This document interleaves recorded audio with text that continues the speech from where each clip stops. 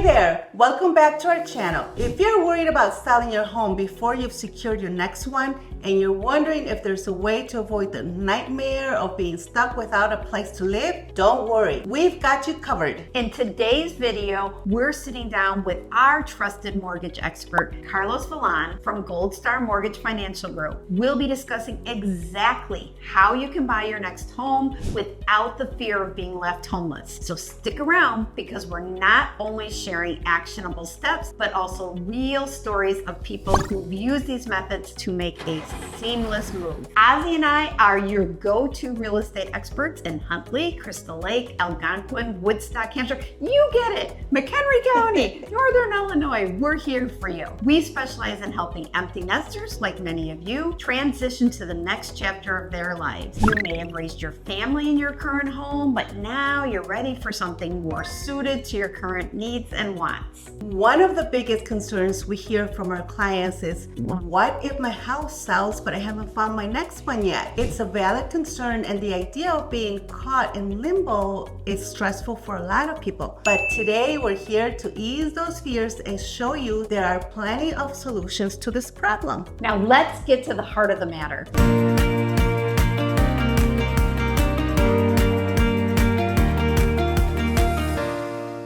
Hi, Carlos. Thank you for being here today and sharing your valuable knowledge with us. Thank you, guys. Thank you very much for having me. I'm very excited to be here. I appreciate the opportunity. So today I'm gonna talk to you guys about 4 different ways for you to be able to purchase a property not contingent on the sale of your home. 4 different strategies, right? So number 1, home equity line of credit. Number 2, bridge loan. Number 3, recast. And lastly, rent back. So those are really, really great ways for you to be able to actually purchase a place without having to sell it. That's awesome. In fact, we had a client last year, a couple right here in Huntley, who was in the same boat. They were so nervous about selling their house too fast and then ending without a place to live. After discussing a bridge loan with you, Carlos, they were able to use those proceeds and that equity in their current home to make their offer on their dream home, and they moved in without missing a beat. Can you tell us a little bit more about the bridge home?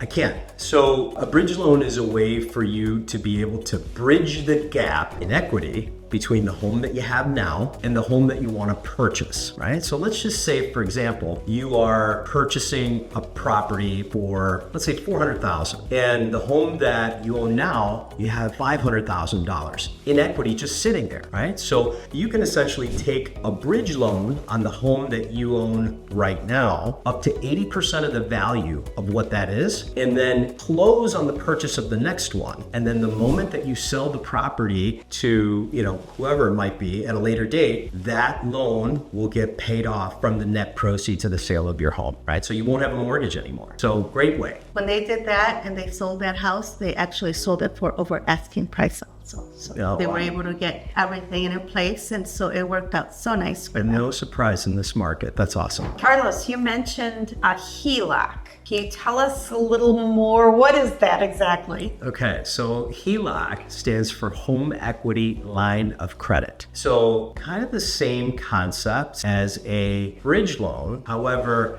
with the home equity line of credit, we have to, number 1, not have the property listed for sale. Okay, so this has to be very, very big key point. So you don't want to have your property listed for sale and then go to try to get a home equity line of credit, right? So you want to get the home equity line of credit first, okay? So think of a home equity line of credit as like a business line of credit, right? This is how I explain it to most people. So you have this asset, which is your home, right? And let's say that home is worth $500,000 today, okay? So typically you can take a home equity line of credit up to 90% of the value of the home. So in certain instances, if let's say, for example, you have $500,000 in equity in the home and you're able to take out $450,000 in a home equity line of credit, you can open the line of credit. You will not pay any interest on that line of credit until you actually use it. And you can virtually write a check from that line of credit and pay off your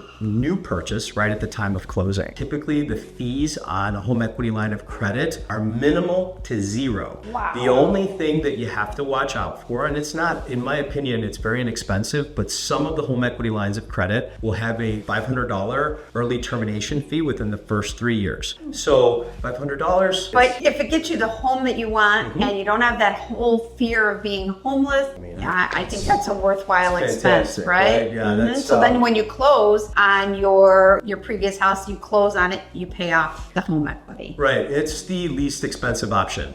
So home equity line of credit, if you have the ability to do that, that's the way to do it. And I think it's important to mention here for our clients as buyers, they can write the offer on this home that they love without a home sale or home close contingency. It's correct. as if you're writing a cash offer. You are writing it. If there's someone, that gives you a great leverage when you're trying to get the home that you want and maybe someone else is interested in that same home. Now you're writing a cash offer. That's correct. Yeah. We had a client do that, and very recently, very successfully, he had a home in Algonquin, and he did not want to list it, but he wanted to purchase that home in Crystal Lake. There were a couple other people also interested in purchasing it, so it was a multiple offer, and this was the strategy that he used. Yeah, it's really great. I think everyone should have one of these, right? It's great. So Carlos, we had a client who, of course, when you're moving and you don't have a place to live, family is great. My friend Lisa, she had to move in with her parents. And of course, my friend Lisa has 3 dogs, 2 cats, a fish, and a hamster, and the husband. Now, the animals were okay, but the husband was just a little irritating. Family is great to have, but you talked about rent back as an option. Mm-hmm. Can you tell us about that? Yeah, I would say it's a pretty popular option. The rent back on an owner-occupied purchase. Let's say you own the home and you are nervous because you don't know how long it's going to take you to be able to find another property and then get an offer accepted, right? So you can sell your home and then you can close on it, right? So sell it, close on the home, and then you can give your buyers 60 days where you stay in the property and they are renting the property back to you. So in that instance, you would have the time period before they actually close on the purchase and then up to 60 days after they close for you to stay in the property and you rent the property back from the new buyers. Wow, that's an awesome option for people to have, and so they're not so worried about being homeless. Yeah, that's right.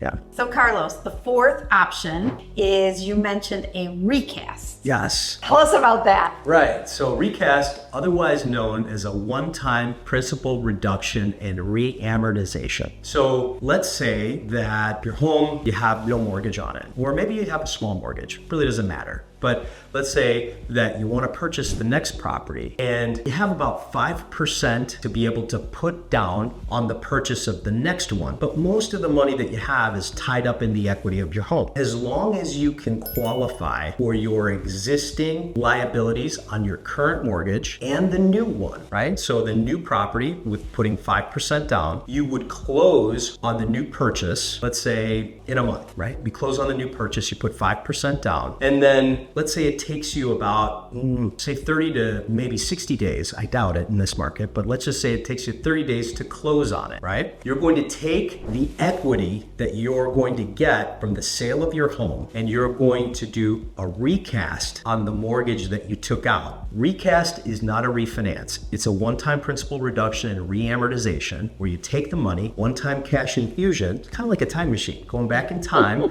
to the original close date. They're going to reduce your loan amount, get rid of any PMI mortgage insurance that you have. Very popular option for the last 5 years. It just depends on the person. Some people find that the recast is definitely going to be the way for them to go because they didn't know about the home equity line of credit. So Carlos, how does someone qualify for a HELOC or a bridge loan? Great question. Okay, so home equity line of credit or a bridge loan, both the same. So we're going to typically take a full loan application, collect all the supporting documentation, right? So we collect, W-2s, tax returns, check stubs, bank statements. For those of you that, hey, wait a minute, I'm not working, but you have retirement income or you have funds under management, we can use that to actually help you qualify through an asset depletion program that we have. And, it's going to be a traditional way to qualify where we take that information, and then as long as you meet the debt to income requirements, credit score requirements, and the loan to value, you're going to be able to qualify for both the HELOC or the bridge loan. So we've had clients who are actually retired and collecting Social Security, and because of their assets, they have qualified. Correct. A couple of different ways with that. Even if, let's say, you have funds under management and you're not taking any distribution from those funds, there's a way for you to set up a systematic withdrawal from your funds under management so that you can qualify for the mortgage that you're going to be taking out, whether it's through a recast or whether it's through home equity line of credit or a bridge loan. All of those are available to you through Fannie Mae and Freddie Mac guidelines. So there you have it. Whether you're looking to use a bridge loan, HELOC, rent back, or recast, there are so many ways to make sure you don't end up without a place to live during your move. If you're thinking about selling your home and want to learn more about how to make this process work for you, reach out to us. We're here to help guide you